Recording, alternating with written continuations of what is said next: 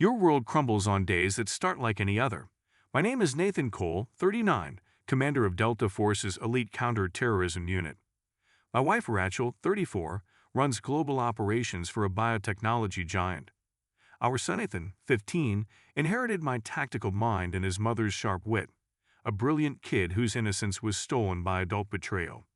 2 decades of Black Ops missions taught me the art of warfare, but nothing prepared me for the battle that began when I uncovered my wife's affair with my closest friend, Marcus Reynolds, the owner of an exclusive marina on Lake Michigan. The scorching Pakistani summer turned our forward operating base into nature's pressure cooker. The merciless sun baked the desert air until it shimmered like molten glass, but these pre-dawn hours were my sanctuary. In these precious moments before the world awakened to violence, when even warfare seemed to pause for breath, I could find peace in my morning ritual, checking messages from home, the tenuous digital lifeline to a normal existence half a world away. Ethan's message landed in my inbox at 4:37 a.m. The timestamp alone set off warning bells. My boy was a creature of habit, his messages arriving like clockwork each evening, bursting with tales of academic triumphs, competitive swimming victories, and high school adventures. This dawn delivery carried the weight of something darker. "Hey Dad, I know it's crazy early there. Been staring at my screen for hours, wrestling with this. You always say a real man faces hard truths head on, no matter how much they sting. Well, here's one that's going to cut deep." My steaming coffee grew cold, forgotten. 2 tours with Special Forces in 15 years in Delta honed instincts that never sleep. The same gut feelings that had sniffed out ambushes and betrayals in the world's deadliest corners now screamed danger. "Marcus isn't who we thought. Mom, she's been seeing him. 3 months at least. I wanted to believe they were just friends, you know. Made excuses, looked the other way. Then yesterday, Mom asked me to order pizza using her phone. Her messages with him were right there. God, Dad, I wish I hadn't seen them." The sweltering Pakistani air crystallized into Arctic wind. Marcus Reynolds, my battle brother since Ranger School. Best man at my wedding, Ethan's godfather. The man I'd trusted with my family's safety during countless deployments. The friend I'd have taken a bullet for without hesitation. They're planning some romantic getaway this weekend. 3 days exploring the Apostle Islands in his new yacht. I overheard them on the phone. Mom was laughing, actually laughing Dad, saying how this would be their first real escape together. Just the two of them. She said she finally feels truly alive. I read the message repeatedly until the words blurred into digital static, each sentence precision-guided to inflict maximum damage. The Apostle Islands, that rugged archipelago, was my second home. We'd run night ops there, training for maritime insertions. 21 pristine islands, treacherous channels, hidden reefs. The perfect backdrop for their romantic escape, and the perfect stage for retribution. Dad, there's more. I did something you taught me never to do. I hacked her email account. I had to know the whole truth. They've been planning this for months, Marcus. He says they'll tell you everything after their trip. They're filing for divorce when you get back. He's already bought them a place in Scottsdale. Talks about becoming my new father figure like I'm some prize in their sick game. The rage rose like a desert sandstorm, but not the blind fury that clouds judgment. No, this was the cold, calculated wrath of a tactical operator. The kind that sharpens focus, heightens awareness, transforms the mind into a lethal weapon. "Stay strong, kid. I'll handle this," I typed my brief response while opening a secure chat channel. "Taurus, remember Mosul. Time to cash in that favor. Need intel on all maritime traffic through the Apostle Islands this weekend. Also, give me the full specs on a Coastal Emperor 52. This year's model, Pearl Whitehall, registered to Marcus Reynolds." The operation plan materialized like a targeting matrix in my mind. 15 years in special operations taught me one immutable truth. No target is invulnerable, only poorly reconnoitered. They wanted a romantic cruise. I'd give them an experience they'd never forget. The next 3 hours vanished into mission prep. Every island, every cove, every submerged reef. Each detail could prove crucial. The weather forecast demanded special attention. Late summer storms often ambushed these waters without warning. Perfect conditions for what I had in mind. Colonel Harrison, requesting permission to speak, sir. I entered the command tent at precisely 800. Emergency leave required, family situation. Colonel Harrison's steel-gray eyes lifted from his reports, studying my face with the penetrating gaze of a 30-year veteran who'd learned to read men's souls through their poker faces. Family situation, eh? His weathered fingers drummed in a regular rhythm on his desk. Critical? My son, sir, needs immediate intervention. Cole, he leaned forward, his voice dropping to a gravelly whisper. I recognized that look. Seen it on operators about to go off reservation. Don't throw away your career over something stupid. No chance, sir. Just need to counsel my boy. His gaze held mine for a long moment before he nodded slowly. 72 hours, Commander. Be back by Monday. And remember, some wounds can't be healed with force. Understood, sir. Permission to withdraw? Outside the tent, I activated my encrypted phone. A few rapid calls to old Delta contacts set the wheels in motion. An inflatable combat craft would be waiting in a secluded inlet. Diving gear would arrive at dawn. Ethan would confirm their departure time.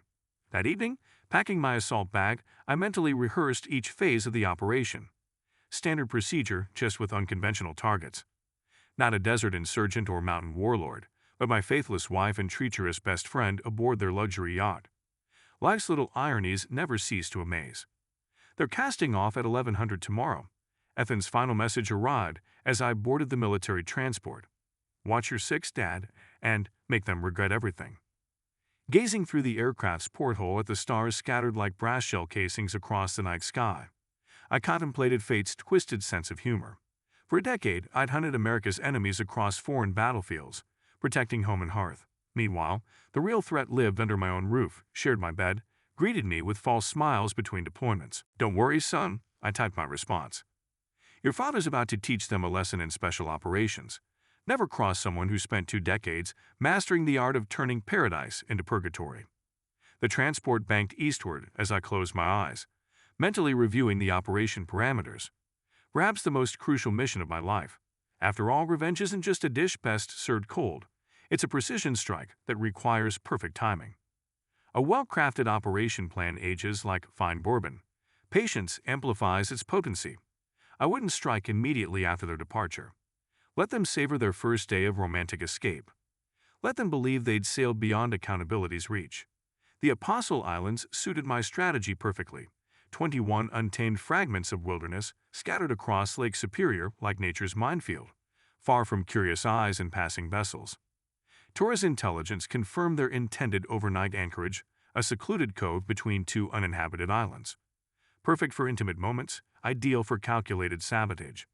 When their floating palace becomes a powerless hulk amid the storm, they'll have one escape route, the small island where I'd prepared a special welcome. I shadowed their vessel throughout the day, maintaining tactical distance. The Coastal Emperor 52 cut an impressive profile. 52 feet of nautical engineering excellence, pearl white hull gleaming like fresh snow, teak decking worth a surgeon's annual salary. Marcus always craved status symbols, especially when they belonged to others. On deck, Rachel and Marcus played their roles as passionate lovers, champagne flutes catching the sunlight, designer swimwear, sunset embraces. The display turned my stomach, especially knowing the truth beneath their performance. As evening approached, they dropped anchor in the picturesque cove, right on schedule. Candlelit dinner, premium sound system filling the air with soft jazz. Marcus always did have a flair for seduction. How many evenings had he spent wooing my wife while I led night operations in Pakistan's mountains? The moonless night seemed to conspire with my plans, nature herself endorsing the coming retribution. I secured my combat craft in a concealed inlet off the adjacent island and slipped into the obsidian waters. My tactical wetsuit might lack the elegance of Marcus's designer beachwear, but it excelled at nocturnal aquatic infiltration. The current barely registered, making the 50-yard approach child's play for someone who'd conducted underwater insertions in the world's most treacherous straits.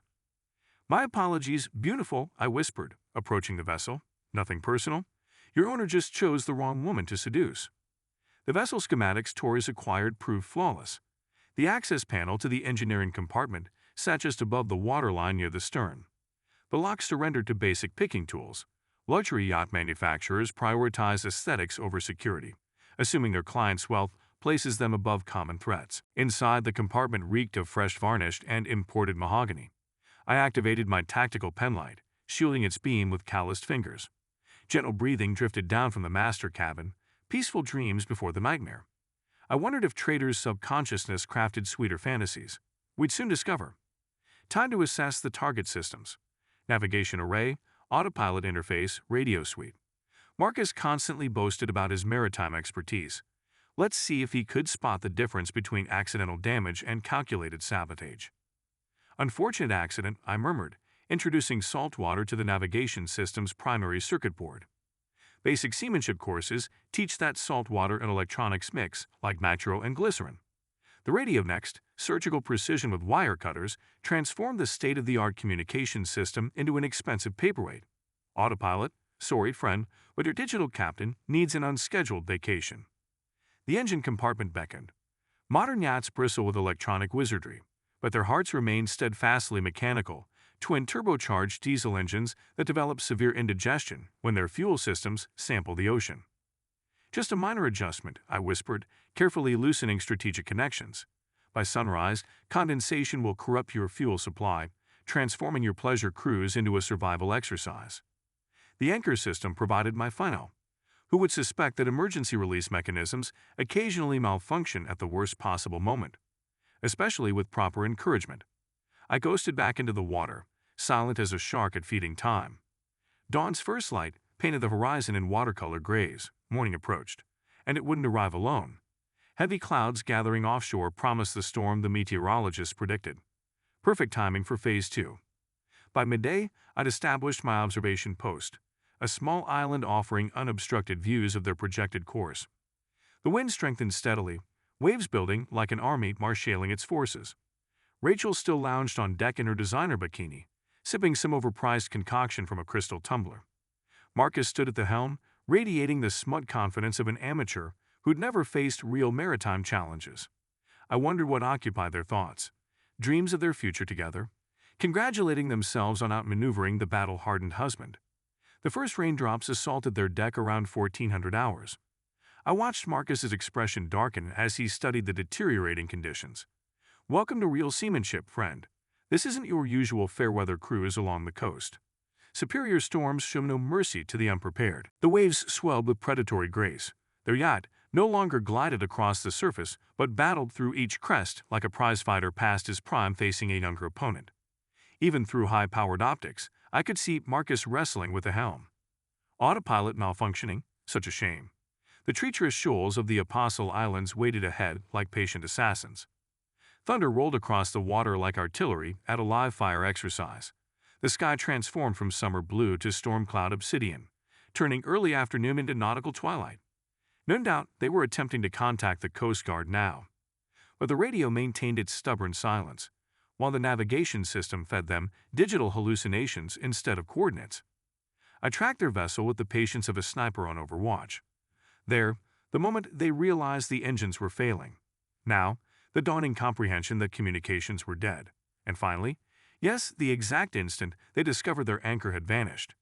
Their fate now rested in nature's capricious hands, and my carefully orchestrated plan, of course. They spotted the first reef too late. The impact wasn't catastrophic, but sufficient to breach the hull. Marcus scrambled across the deck like a frantic squirrel, attempting to assess the damage. Rachel's elegant poise had evaporated, her evening wear soaked through, designer makeup creating abstract art across her features. Then came the moment I'd calculated to the second. A massive wave lifted their vessel like a toy, slamming it onto the second reef. The sound of splintering fiberglass carried across the water like a symphony of destruction. The Coastal Emperor 52 shuddered from stem to stern, listing heavily to starboard. They managed to keep her afloat for another hour, impressive for amateur sailors. Marcus fought with the engines while Rachel bailed water, but the outcome was as inevitable as sunrise.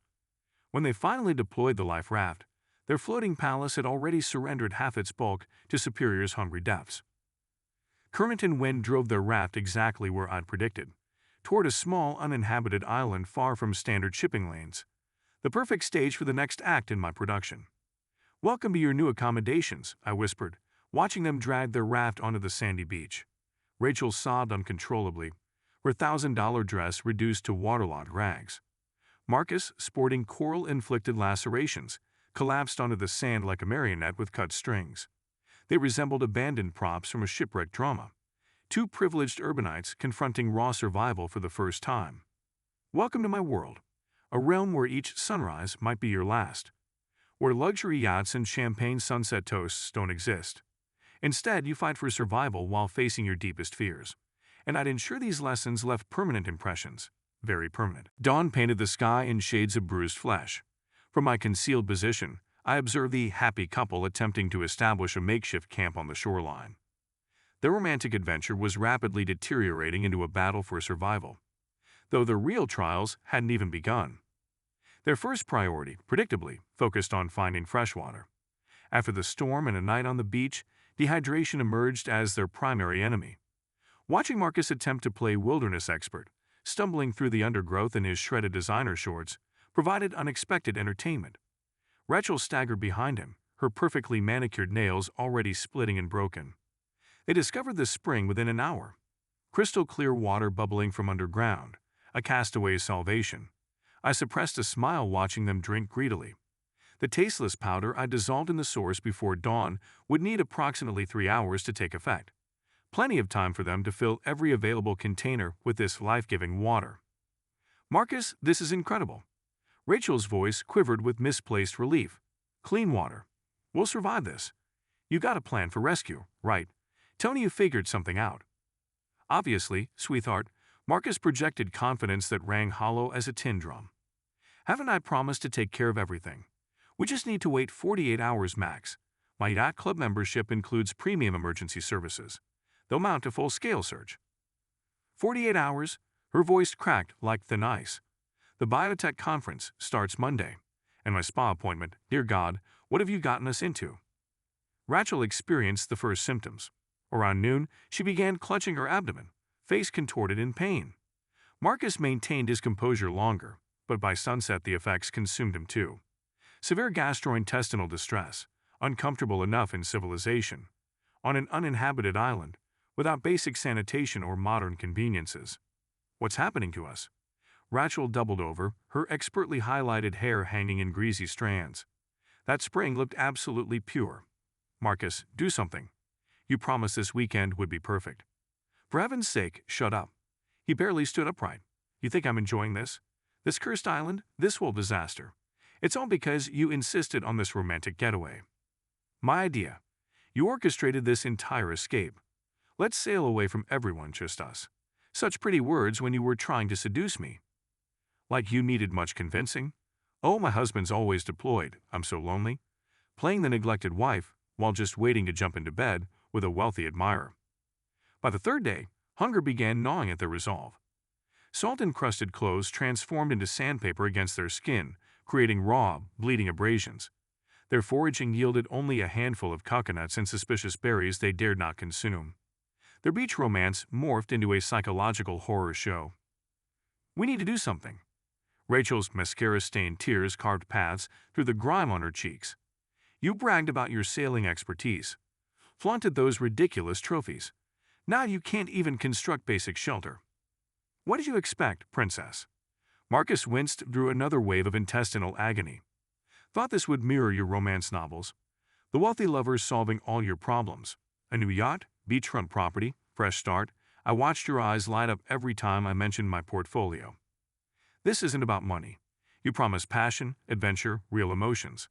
Instead, you're nothing but a coward who can't even. Enough?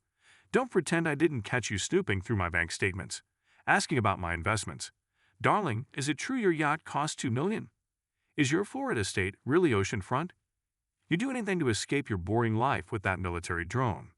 By sunset, their relationship devolved into pure hatred. Rachel, ravaged by illness and starvation, huddled alone, arms wrapped around her knees. Marcus, leg throbbing from coral cuts, lay delirious from fever and dehydration. I settled into my observation post, preparing for the night's entertainment. Darkness would amplify their fears exponentially. Every rustle of leaves, every nocturnal bird call would send their hearts racing. And I would ensure this night offered an abundance of unsettling sounds. I wondered if they'd begun to suspect their misfortunes weren't mere coincidence. Did they sense a hidden director orchestrating their misery from the jungle's shadows? They'd learn soon enough, very soon indeed. Day 5 greeted them with a tropical deluge. Rachel and Marcus, weakened by illness, hunger, and mutual loathing, huddled beneath their pathetic shelter of palm fronds. Their romantic idyll had disintegrated completely. Two broken souls who couldn't bear to meet each other's gaze. Time to conclude this performance. I retrieved my prepared costume from its waterproof catch, a primitive loincloth, ancient tribal tattoos meticulously created with specialized pigments, matted hair encrusted with calculated filth.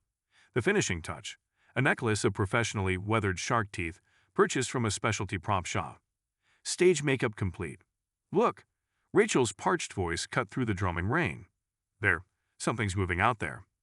I knew exactly what they witnessed, a shadowy figure weaving through the vegetation. Close enough to trigger primal fear responses, yet far enough to prevent detailed observation. Classic special operations, psychological warfare.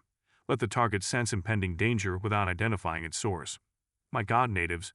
Marcus attempted to stand despite his useless leg. Hey, over here. Help us. Silence, you fool. Rachel hissed through cracked lips. What if they're cannibals? I've read about isolated tribes, savages living on forgotten islands. I approached their camp with calculated stealth, moving as combat training dictated, fluid, predatory, merging with natural shadows. The ancient spear in my grip, actually theatrical props from a specialized supplier, completed the illusion. Oh God, he's coming closer. Rachel pressed herself against a palm trunk. Marcus, do something. What can I possibly do? His eyes darted frantically, seeking escape. I can barely walk. This is your fault. If you hadn't craved adventure. I burst from the undergrowth with a guttural battle cry. The effect surpassed expectations. Rachel's screams scattered sleeping seabirds while Marcus collapsed backward, attempting to crawl away. Wait, we're wealthy. We have money.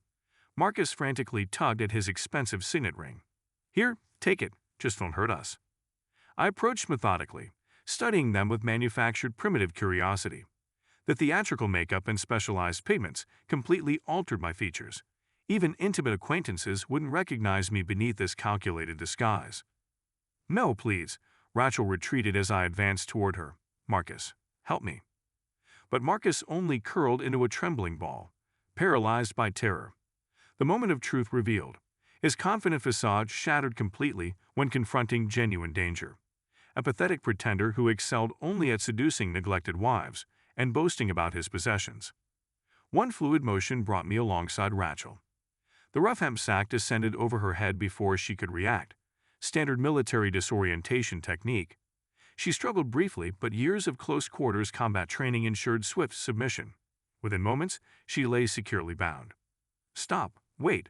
Marcus dragged himself across the sand. Take me instead. I have access to offshore accounts. I'll give you everything. Another calculated war cry froze him mid-crawl.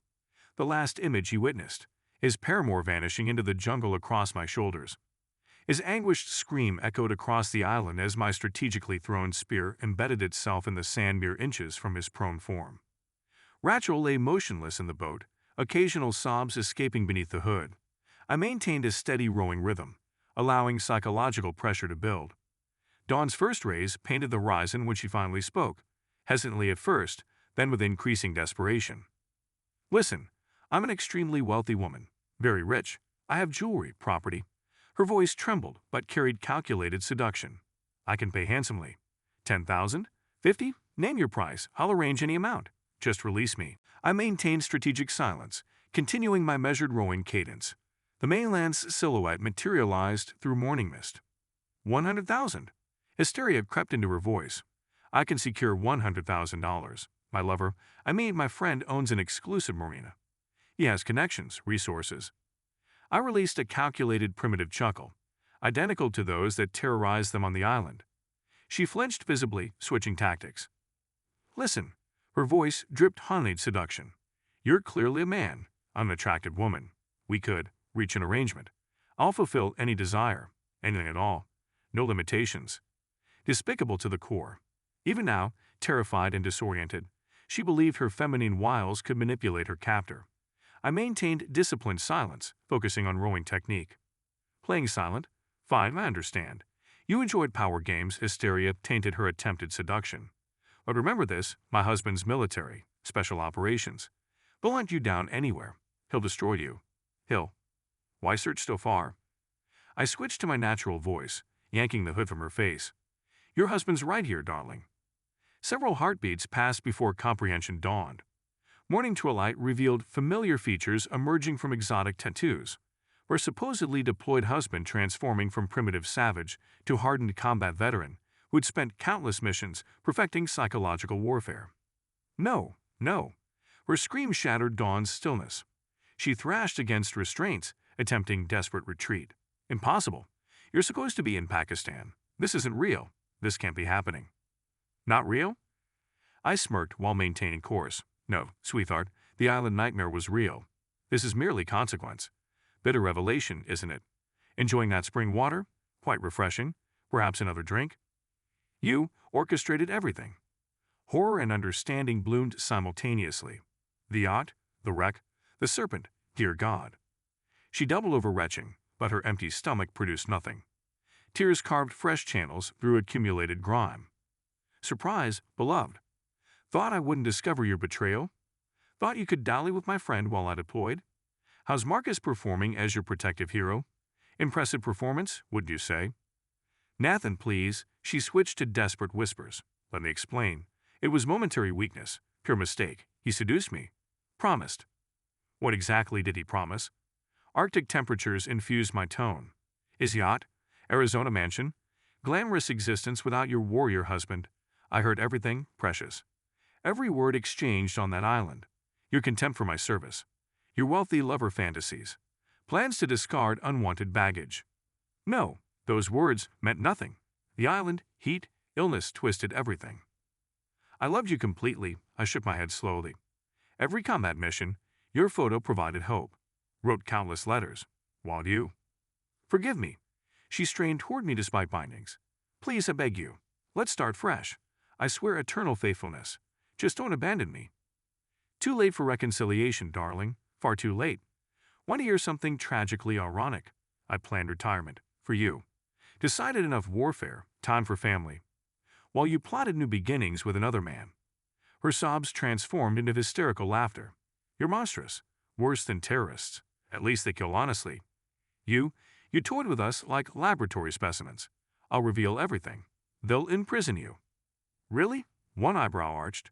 Exactly what story will you tell? Adultery with husband's friend? Planning financial exploitation? Or how your lover proved worthless facing actual danger? Please share details. I'll assist.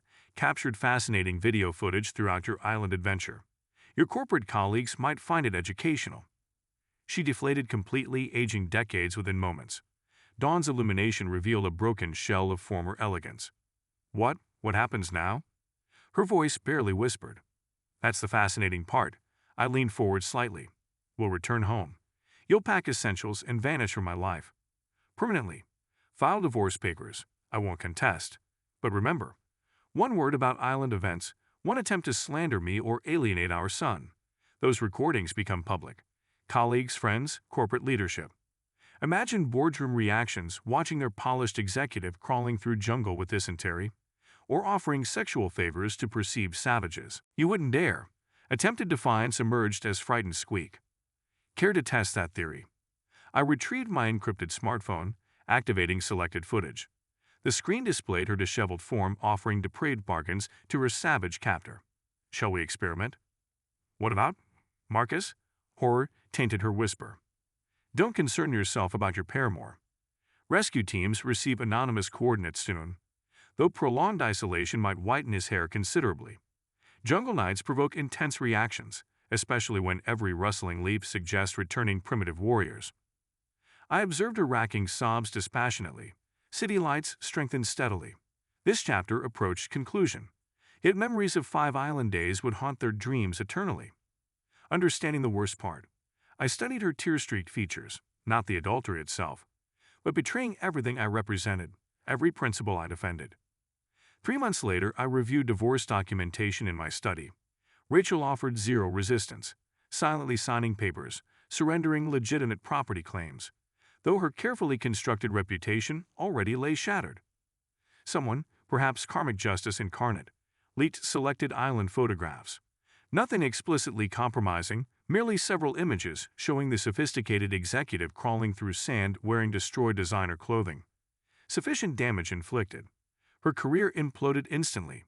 Business associates avoided connection with society's latest laughingstock. Recent intelligence suggested employment as entry-level realtor. marketing budget properties to clients unable accessing superior options. Marcus faced harsher consequences. Rescue teams discovered him after 48 hours, prematurely aged, trembling uncontrollably, babbling about mysterious tribal warriors. Yet physical salvation marked his downfall's beginning. The yacht lacked insurance coverage, another deception crafted to impress Rachel. $2 million debt crushed remaining stability. Health complications followed relentlessly. Snakebite complications, improperly healed fractures, toxin exposure after effects combined with post-traumatic stress. He deteriorated into shuffling wreckage requiring mobility assistance. Forced marina liquidation barely covered medical expenses. Current existence involved subsisting on disability payments in decrepit studio apartment. Nightmares featuring primitive hunters interrupting fitful sleep. "Dad, I'm home." Ethan's voice interrupted retrospection. He returned from advanced self-defense training. Newfound passion emerging after recent events. Progress report, son. Instructor suggests natural aptitude. His smile reflected my younger self. Finally understood your lessons about power requiring responsibility. Combat skills aren't primary focus. Protecting cherished principles matters most. Pride surged observing my son's development. Recent months transformed adolescent into emerging adult. Maternal betrayal could have destroyed his spirit, instead forged stronger character. She called today, casual tone belied shoulder tension, suggested exclusive restaurant meeting, mentioned expensive gifts, I declined. Regrets? None, head shake conveyed certainty. Helping monitor their activities, recording conversations. Beyond assisting you, I learned authentic manhood, maintaining principles despite temptation. I approached the office window. Base housing featured playing children, junior officers handling duties, life's steady rhythm continuing. Yet fundamental changes occurred, cosmic balance seemingly restored. Know what this experience taught me, Dad? Ethan joined my observation post. Love transcends emotion. Daily choices supporting loyalty, honor, dedication matter most. Betraying these values means betraying your essence. I embraced my son's shoulders. His height nearly matched mine. Adulthood approached rapidly. Military academy acceptance awaited, fulfilling lifelong dreams. Future officer material, genuinely understanding duty's significance beyond shallow interpretation. You gained wisdom, son. Sometimes hell's crucible reveals simple truth. Justice persists, occasionally requiring subtle assistance. Father and son maintained window vigilance, twin guardians protecting timeless values. Meanwhile, former social butterfly marketed substandard properties while her ex-lover endured nightmare-plagued existence in squalid accommodations. Justice prevailed. Beyond mere vengeance, universal balance restored, betrayal receiving inevitable consequences, while loyalty and honor emerged triumphant. Range time approaches, son patting broad shoulder. Officers require protecting loved ones plus maintaining superior marksmanship.